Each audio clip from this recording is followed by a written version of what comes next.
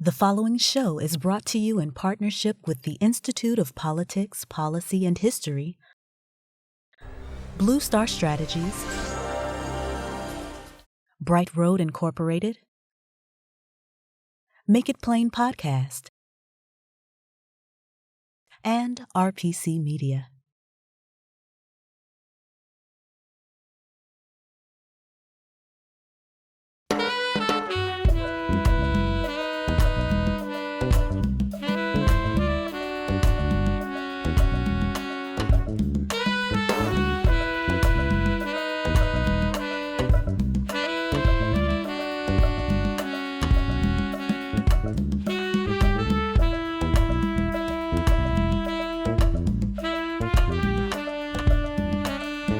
From the campus of the University of the District of Columbia, this is State of Play.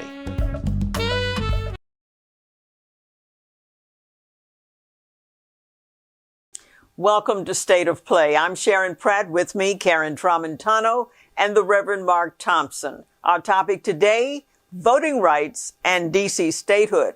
We have an ideal expert with us here, Ari Berman. He's the senior reporter with Mother Jones and a prolific writer. Thank you so much for being here.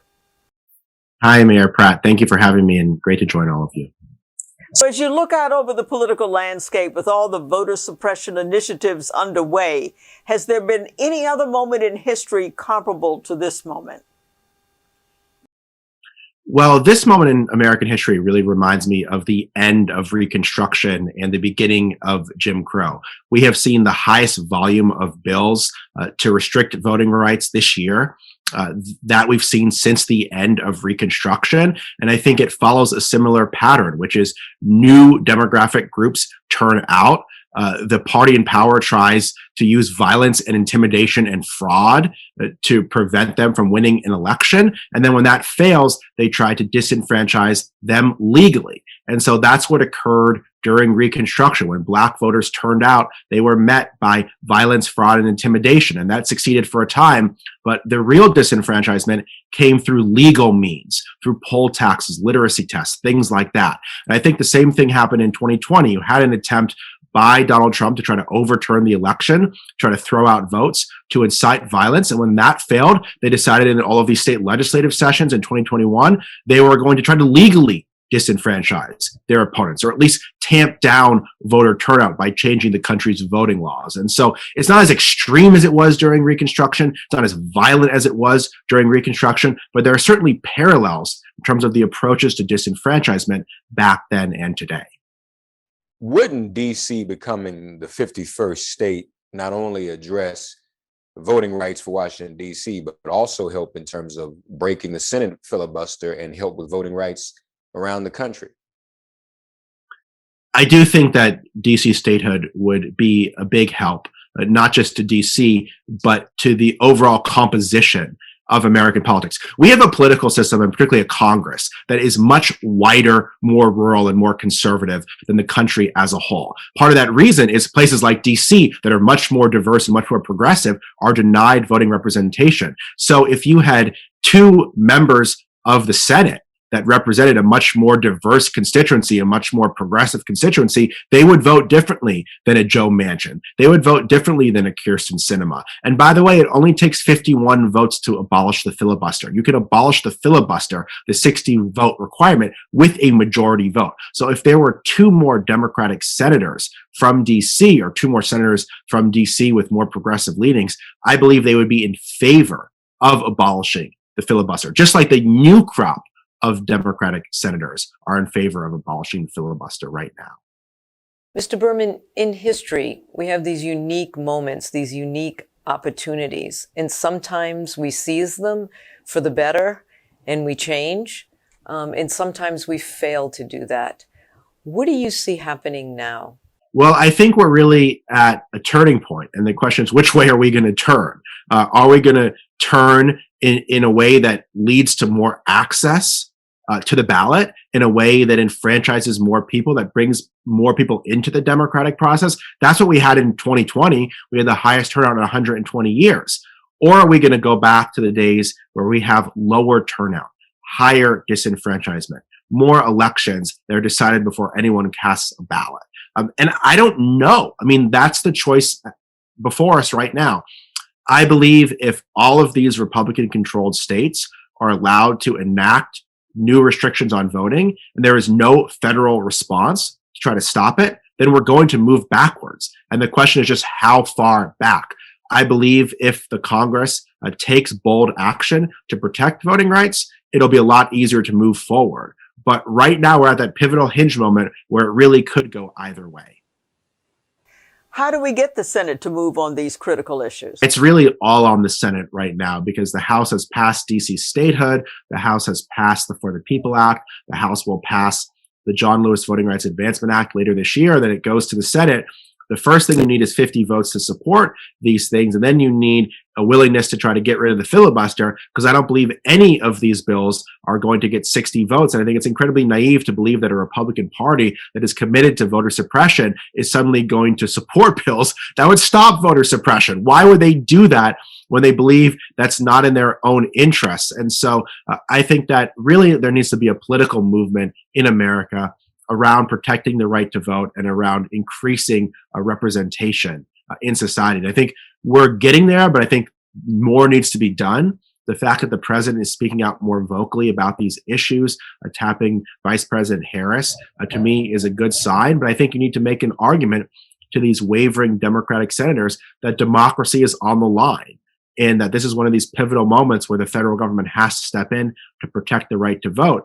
And also, their own political futures are on the line. The viability, not just of democracy, but of the Democratic Party as an institution is under threat here. Or else, why else would Republicans be passing all these measures? They're not doing it because they believe it's not going to have an impact. They're doing it because they believe that it's going to help them win future elections. So I think there needs to be the same urgency among the Democratic Party to protect voting rights as there is among the Republican Party to suppress voting rights. Well, you have clarified it brilliantly, and we can't thank you enough for what you do and for being on State of Play. And we encourage our viewers to stay with us as we continue to do a deep dive on voting rights and DC statehood. Thank you so much for being with us on State of Play. Thanks so much for having me.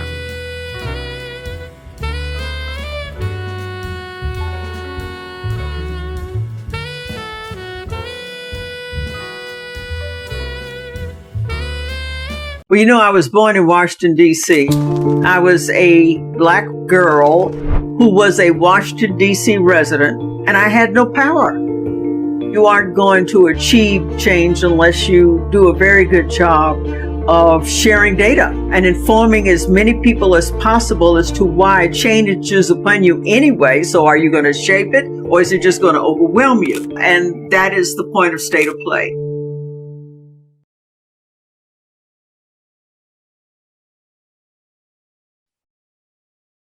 Welcome back to State of Play. We've been fortunate to have some leading historians on the show, and we've asked them to tell us their thoughts about voting rights and DC statehood.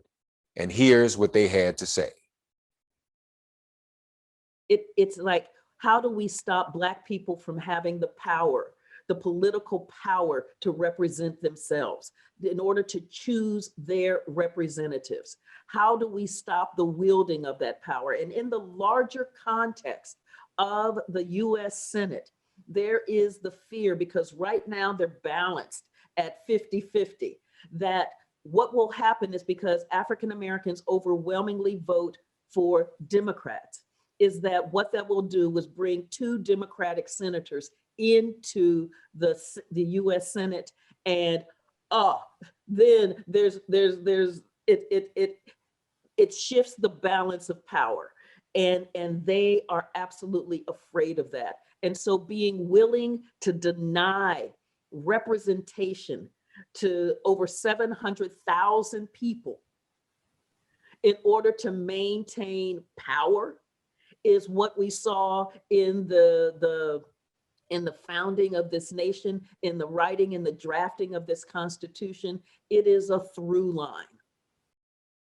Right. I mean, it seems to me that Americans have to get a better sense of what they mean by democracy.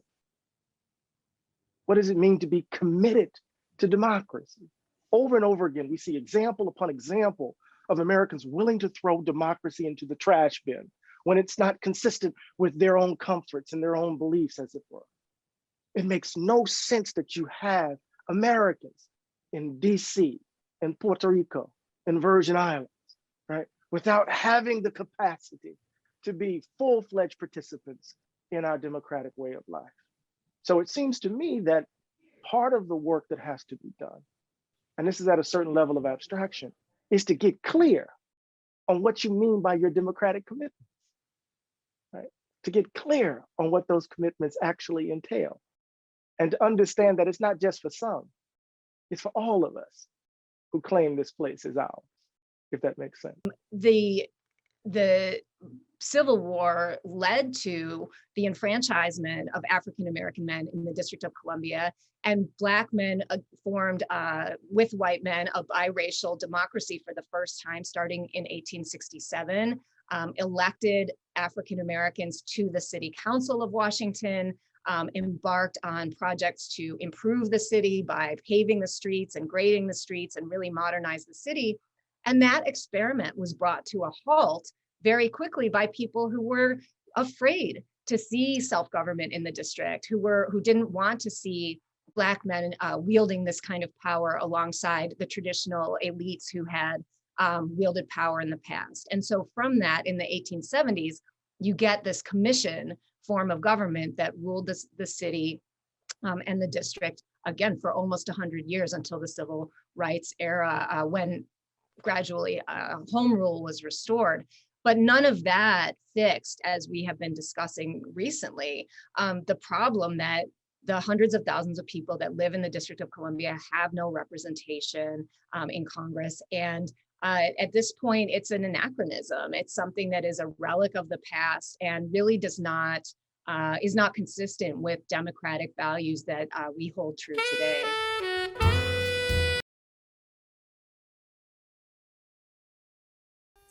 Welcome back to State of Play. I'm Sharon Pratt, and as you know, our topic today is voting rights and DC statehood. And we've got someone with us who is a leader on this issue, and we are very honored to have him, the chairman of the Democratic National Committee, Jaime Harrison. What an honor to have you with us, Mr. Chairman. Thank you so much for having me, Mayor. Well, the Democratic Party, in some ways, surprised people, not entirely surprised them, because with Joe Biden's victory, it surprised the other party in the election. But with 8 million popular votes, million more popular votes, and 306 electoral votes. But I think they were a little surprised with the Democrats flipped from Georgia and won basically the Senate. So the party is in an excellent position to advance its agenda. How do you feel that the party is doing, particularly given this backlash around voting rights from the Republicans? Well, in general, Mayor, I think the state of the party is very, very strong. And when you take at the latest polling, we're finding that we are getting the highest number of Democratic Party identifiers in some of the latest polling. That's because people are starting to leave the Republican Party like it was the Titanic. And who can blame them when it's a dumpster fire on the other side? When you got people like Kevin McCarthy, the leader in the House, who is standing in the way of the January 6th commission. And he's more concerned about playing with Mr. Potato Head dolls and reading Dr. Seuss than actually doing the business of the people of this great nation. You know, under this administration, under Joe Biden, we were able to pass a historic legislation to address the COVID crisis that we had in this country. We put money in pockets, people stayed in their jobs, vaccines in arms, and kids back into schools. And we did all of that with support from Democrats in the House and the Senate, and not one Republican supported the effort. Now, there are plenty of them who are trying to take credit for it, but not one of them voted for this legislation when the American people needed them the most. And it's shameful. And that's why I think the Democratic Party is in a much stronger position than we've been in the past, because not only are we passing legislation to impact people, but we're letting people know that it was the Democratic Party who did it and not one Republican supported it. Well, the Democrats have a slim majority, but nonetheless a majority in the House, and Speaker Pelosi definitely knows how to summon that vote. In the Senate, we've got a tie. And so in order to get the Recovery Act or by President Biden and Schumer, they had to use reconciliation, as I recall, because the Republicans didn't want to support it. How do you advance an agenda, be it around voting rights, climate control, gun control, you name it, if in fact the Republicans refuse to support us? Well, it's difficult, Mayor. We all know how the Senate has operated historically. I'm a House guy. I used to work in the House of Representatives. I ran the whip operation for Jim Clyburn back in the day. And so just a simple majority is enough in order to get things and move in the House. Senate operates a little differently. And particularly as long as the filibuster is still an important component of how they operate, it makes it much more difficult. But, there are things and fundamental changes that they can do just to change that. Let's do if you're going to keep the filibuster, let people stand up in the well of the Senate. Let them filibuster until their feet start to bleed and they have to use the pens or whatever to filibuster the civil rights legislation or the voting rights legislation. Let the American people see these people for who they are, not just phone it in and say, well, we're going to filibuster and now we're going to go off for a weekend down in Cancun, Mexico or something. i.e. Ted Cruz. Yes. Let's make sure that these people are standing up and the American people can see them for who they are, that they're blocking the legislation that we all want and we all need in order to improve our lives. If we're talking about, advancing the Democratic agenda, the Republicans play hardball as reflected by how they packed the court, within weeks of a change of administration. The Democrats need to have more support in the Senate, and the Democrats could have more support in the Senate if we had DC statehood. And it isn't a stretch. It's not a reach of power. It's about 700,000 people not having representation, even though they defend this country, even defended it on January 6th, with the insurrection, have paid taxes all these years. Will the Democrats really, really, really get behind DC statehood in their own interest? Well, listen, the Democratic support for DC statehood is unequivocal. We saw the strong and unified, support for DC statehood coming out of the House of Representatives.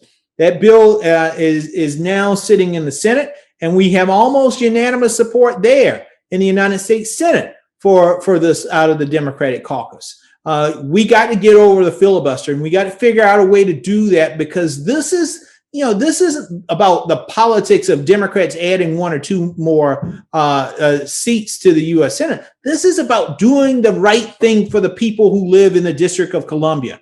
So you can take politics aside of it. It's about doing the right thing. These are citizens of this country who pay taxes. They pay more taxes than 21 other states, but yet they don't have voting representation either in the House or the Senate. That is fundamentally wrong. And we got to change it. And this needs to be about doing what is in the best interest of the people of the District of Columbia and what's in the best interest of the country. If we're best interest of the country. Yes, yeah. If we're talking about democracy and being this beacon of light and for the rest of the world, the model, then this is something that we have to do because it's the right thing to do. Yes, well, I have absolutely I'm very impassioned about this. I was born in the District of Columbia, born a African-American woman in a community where you had no votes of any kind. Finally could vote for president and then got limited home rule. But this is in the interest of America. And if we're to have a representative democracy, we've got to have everybody who is a taxpayer who defends this country represented. Now, the Republicans play hardball. Will the Democrats play hardball? For example, there are those, I think Stacey Abrams is one who said, we should suspend the filibuster around any issue connected to voting rights. Ought not we to Ought not the Democrats insist that any kind of legislation that deals with voting rights, the filibuster should be suspended? Well, listen, I think Chuck Schumer and the Senate Democrats have to do anything that they have to do in order to make sure the right thing gets done for the American people. DC statehood, making sure voting rights are protected around this country, making sure people have decent and affordable health care, making sure that we address the issue of climate change. So I'll let Senator Schumer tackle that in terms of what he's going to do. But I can tell you what, if I were in the United States Senate right now, we would be that much closer to DC statehood. We'd be that much closer to making sure that climate change is sufficiently addressed. We need the right type of people in the United States Senate helping us move this country forward. Right now, we're not getting any of that support from the Republican Party. They're like a dumpster fire right now, only looking out for their own political interests and political power, and not what's in the best interest of this great nation of ours. And so the Democrats have to do right. No, I'm sorry, Mr. Chairman. You're right. I'm happy to hear it. Yeah. Well, and the Democrats have to do everything that they can within their power, because, Mayor, what we don't want is, history is going to look back on how we have lived and all that we have done.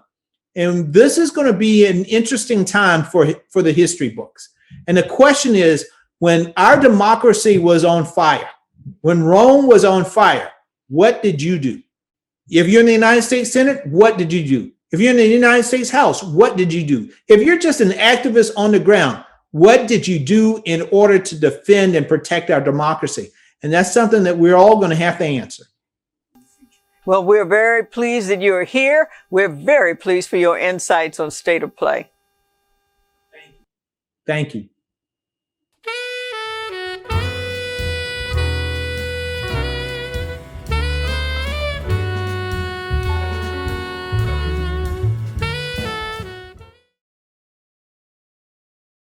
Welcome back to State of Play. I'm Sharon Pratt. With me, Karen Tramontano and the Reverend Mark Thompson. The topic today, voting rights and DC statehood. We have the perfect guest, LaTosha Brown. She's a community activist, a political strategist, and co-founder of Black Voters Matter.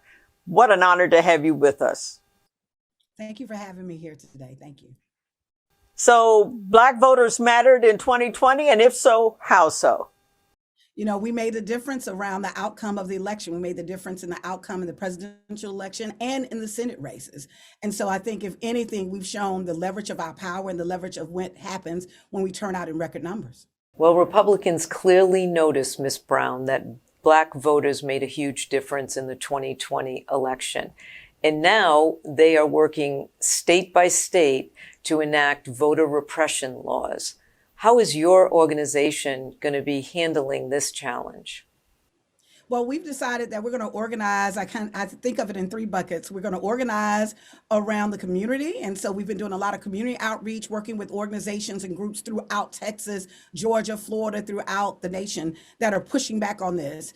Secondly, that we would actually organize the coffers, that we launched a corporate campaign to put pressure on corporations to actually stand with us and to stand against voting rights, and also pressure in the court. So we filed several lawsuits to actually against the states. We're currently suing the states that have actually passed voter suppression laws right now. And so we believe that the way that you build power is you have to organize, and you have to organize that power. Organized power is realized power. Has also added the issue, thankfully, of DC statehood to its priorities, correct? That's right. We think that the DC statehood issue is the embodiment of voter suppression. Here you have millions of people who are being denied their right to vote. There's taxation without representation. And so we believe that this is a part of the larger struggle that we have of protecting voting rights in this country, and that DC deserves statehood by the nature of, you've got citizens that are in the district that are paying taxes, that are actually more citizens in that country in several states in this nation currently. And, D.C. statehood certainly matters for those of us who were born in Washington, D.C. But why should D.C. statehood matter to constituents everywhere across America?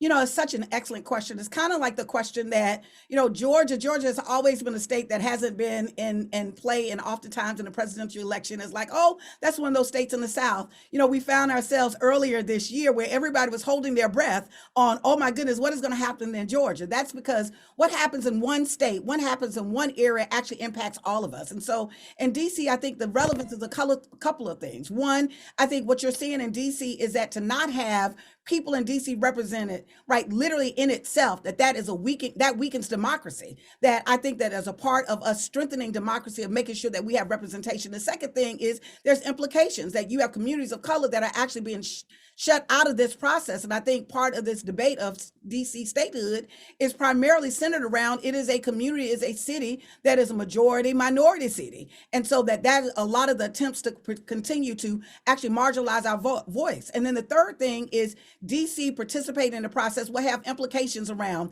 having a U.S. senators that represent a broader base of people that can actually create a broader voice for all of us around the nation. It has implications on not just on state and local policy, but also on national policy going forward. Yeah. Ms. Brown, you talk about your organization being a 365-day-a-year organization. Tell us more about what your organization and what you do on the non-election days to organize. Yeah, that part of what we think has been disheartening around why we see less than, oftentimes in elections, you have 50% of the population that don't even bother to engage in the election process. And so for us, we know that it is important that part of the way that you strengthen democracy is that you have to increase engagement. And in order to do that, that is a job that you have to do 365 days out of a year. It has to be centered around people actually having a vision where they center themselves, not just about an election cycle. And so for us, our work has been centered around how do we engage communities year-round in local elections? How do we work around issues, policy issues, referendums, things that actually impact people actually feeling a sense of their power? Oftentimes it's hard to get people to get excited about a presidential election and they've lost control of their local school board. Local elections also matter, and they often happen. There's no such thing as an off year. And so for our work, that's part of our work. Our work is doing a couple of things. One, centering people as that their power is important. And then two, literally recognizing that this is ongoing work because it's not just about elections. It's around how do we build power and representation and a government that will be reflective of the people that make up this nation. How do you get the Democratic Party, all of its leadership, to be as energized as you are and Black Voters Matter is around these issues of voter suppression, voting rights, etc.? There's a couple of things that we've done this year. One of the things that we organized was centered around a freedom ride. That one, we wanted to organize in local communities to make sure that we let elected officials in their home areas know that this is an important issue for us. This is a key priority issue, and to put pressure. What I've seen that works with anybody, whether they're Democrat, Republican, but people that are in political office, is that you have to organize the power to let them know of what it is that you care about and what you feel is a priority. And so for us, part of it is in making sure that we're always not just having a campaign that's centered around a federal election, but that we're locally based, that we're building the infrastructure and out the ecosystem of organizations and groups that actually will help hold the political parties accountable and set in motion the kind of agenda that the people want. So that in fact, that it's not just about a person being elected, but it's around how are we governed, what policy governs us, and who do we elect to govern us. I think we're at a perfect storm. Having last year where we saw the largest political protests ever in the history of this country, on the backdrop where there was a whole generation of people who have been activated now. Once it's been open, you now have a generation of folks that the baby boomers are not the majority of the electorate anymore. Now you have a younger generation that have been activated. And so what I think going forward, these voter suppression tactics, they are certainly going to be catalytic. And I believe that we can actually getting people engaged in this process of not just saying we're going to fight voter suppression, but that we're going to demand that democracy is not just aspirational in this country, but in fact that it's achieved as is laid out in the Constitution. But one always needs grassroots organizers, people with passion and focus and a strategy. And therefore, we can understand how you had such an impact in 2020. And those who are really excited about DC statehood are excited that Black Voters Matter, appreciate that it's a critical element within this arsenal. What an honor it's been for State of Play to have you here, and we thank you for all that you do, and thank you for being a part of State of Play. Thank you for having me.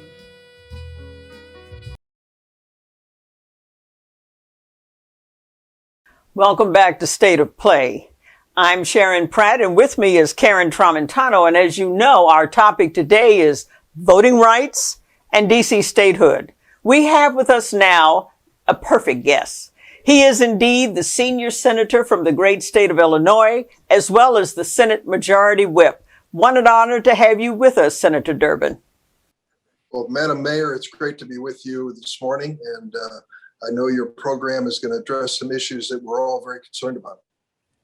Well, let's begin. I mean, we know that the president and the Democratic Party have a very ambitious agenda, climate change and infrastructure, etc. In that environment, and given the position of Mitch McConnell of almost battling everything, even a January 6th commission, does DC statehood stand any chance on that agenda? No. I hate to be so blunt about it, but no. And I'll tell you, it reflects a rather serious situation across the country.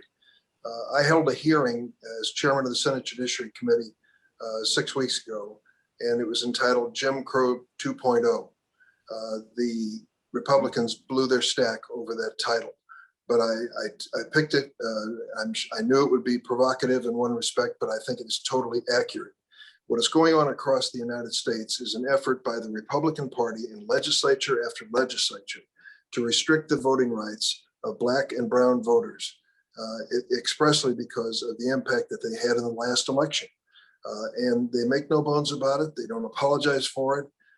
And they're doing things that will limit the opportunity for people to vote, period. And I'm not talking about stopping fraud. We're all for that. But there was little or no evidence of that in a national election involving 150 million voters. So, we really don't need to move in that direction. I would say the thing that troubles me the most, it really does, is the fact that there aren't leading Republicans stepping up and saying this is wrong. The party of Abraham Lincoln, a party which has a rich history of standing up for African Americans and opposing enslavement, is now taking the opposite approach. And restricting those votes, and with impunity. It doesn't appear that there's any force within their party that is really militating against that. Senator Durbin, given what you've just described, what are the chances of any voting rights legislation getting through the Senate? Well, slim, but not impossible. And the reason I qualify it is Lisa Murkowski has spoken on this issue, and I'm encouraged by that. Now, that's a long way from 10 Republican votes, but at least we have one Republican who is vocal in her support for some form of voting rights. We want to call a hearing on the John Lewis Voting Rights Act, and it would be an effort to blunt the impact of the Shelby County decision.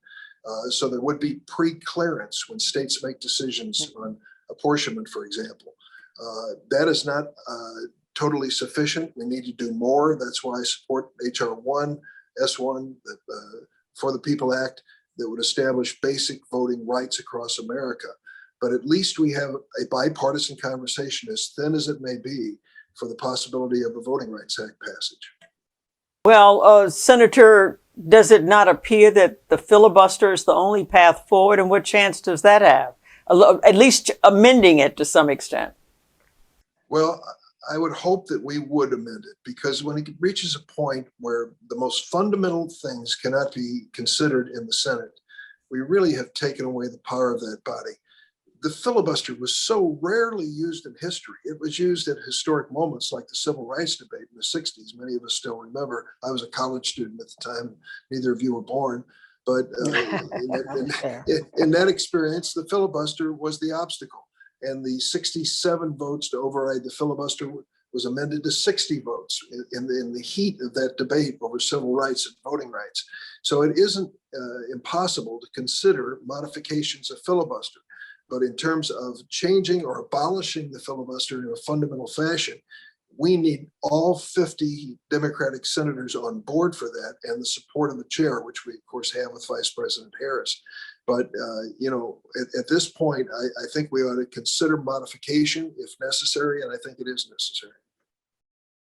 Senator Durbin, let me probe a little further. You need 50 votes for any modification of the filibuster. Can you get 50 votes? Good question. And Joe Manchin of West Virginia has been very upfront about his reluctance to eliminate the filibuster. He refers to former Senator Robert C. Byrd, who was the patriarch of the Senate when I arrived and literally decided the rules of the Senate. But if you read his biography closely, you'll see he made exceptions when he needed to. And I hope Joe Manchin will be sensitive to that as well. I might also say that I sat down with Byrd once and said, as you look at your career, what do you think? He said, I had 3 bad votes, and one of them, incidentally, was civil rights. So, to look to him for leadership in terms of modeling the future of the Senate, we ought to be sensitive to the fact that even he was self-critical. Senator Durbin, are you optimistic about the Biden agenda getting through the Senate? And if so, how will it get through the Senate? We've done a lot, and we can do more. And thank goodness we have Joe Biden as president, because his values really mirror mine to a great extent. And I think his agenda is the right one for America. And we have been able to pass some things. The American Rescue Plan is a good illustration of it.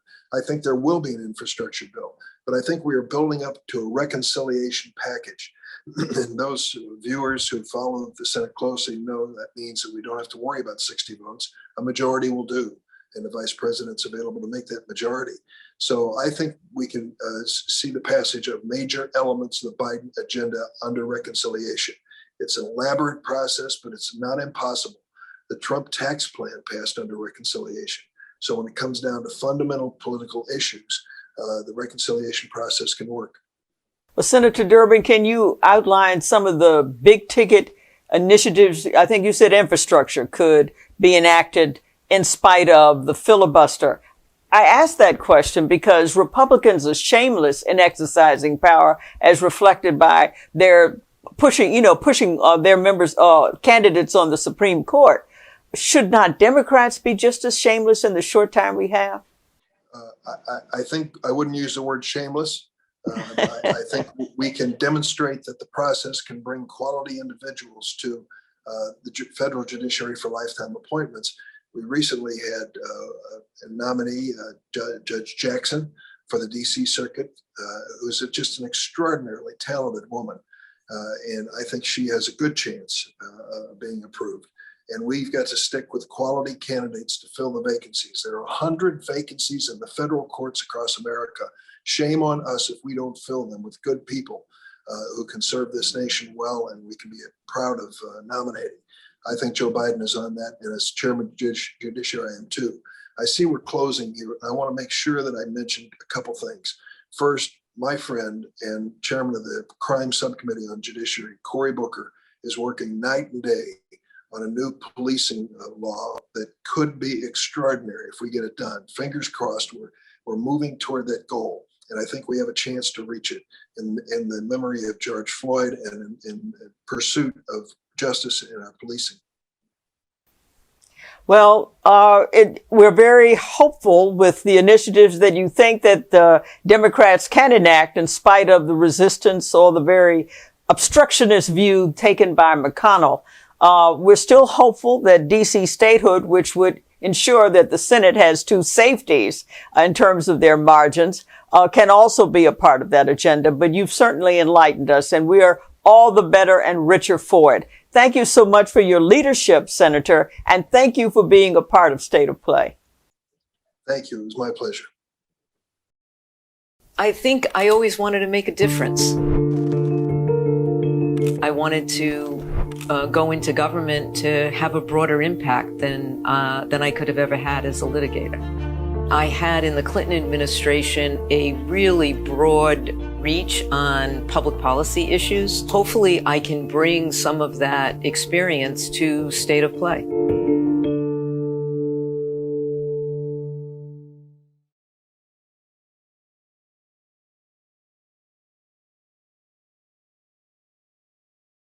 want to be clear to your listeners and viewers. I support DC statehood. I can't remember a time when I didn't.